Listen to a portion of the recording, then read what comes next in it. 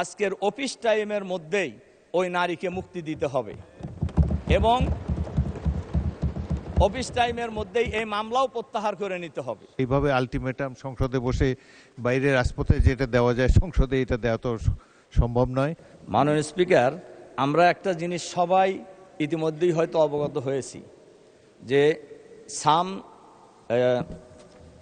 নাদিম নামে এক ব্যক্তি ফেসবুকে সরকারের কিছু পরামর্শও দিয়েছে, সমালোচনাও করেছে। সেই সমালোচনা বিএনপি জামাত উভয়কেই করেছে এবং তার এই ফেসবুকের স্ট্যাটাসের দিয়েছে, কি বলে, শেয়ার দিয়েছে একজন সাউদা সুমি নামে এক নারী।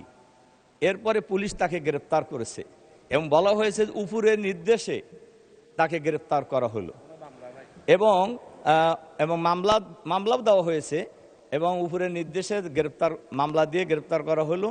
আমার প্রশ্ন হলো, 200-র বেশি সার্ভিস ও ফিচারে লেনদেনের সব বিকাশ অ্যাপে সম্ভব। এমনি সমালোচনার মধ্যে ছিল তেলটাকে সে বেশি গুরুত্ব দিয়েছে। তো আমার প্রশ্ন হলো, উপরের নির্দেশ বলতে কাকে ওনারা বুঝিয়েছেন এটা আমি জানতে চাই। আর এর সাথে সাথে আমি মাননীয় স্পিকারের মাধ্যমে সরকারের কাছে আহ্বান জানাতে চাই, আজকের অফিস টাইমের মধ্যেই ওই নারীকে মুক্তি দিতে হবে এবং অফিস টাইমের মধ্যেই এই মামলাও প্রত্যাহার করে নিতে হবে। তার কারণ এই গ্রেপ্তারের মধ্য দিয়ে ফ্যাসিবাদী সরকারের পূর্বাভাস পাওয়া যায়, অথচ এই সরকার তো গণতান্ত্রিক সরকার, কাজে মানুষ কি কথা বলতে পারবে না? এজন্য আমি মাননীয় স্পিকারের মাধ্যমে এই বিষয়ে আমি সবার কাছে দৃষ্টি আকর্ষণ করছি। ধন্যবাদ। আমি দয়া করে বসেন মাননীয় সদস্য। এটা পয়েন্ট অফ অর্ডার রূপে গৃহীত হলো না, এটা কোনো পয়েন্ট অফ অর্ডার হয়নি, বিধিও আপনি উল্লেখ করেননি।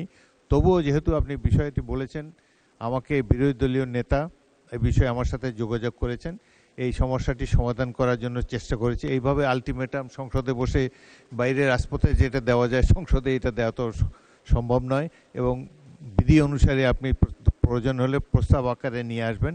এইভাবে তাৎক্ষণিক সমাধান এইভাবে দাঁড়িয়ে যে কোনো বিষয়ে। আর ফেসবুক তো বাংলাদেশের ফেসবুক সম্পর্কে এটা এত বিশাল একটি বিষয়, প্রতিদিনই সরকারকে যাকে খুশি তারা মন্তব্য দিয়ে যাচ্ছে। সব কিছু আমলে নিলে এই সংসদ আর অন্য কোনো কাজ করতে পারবে না।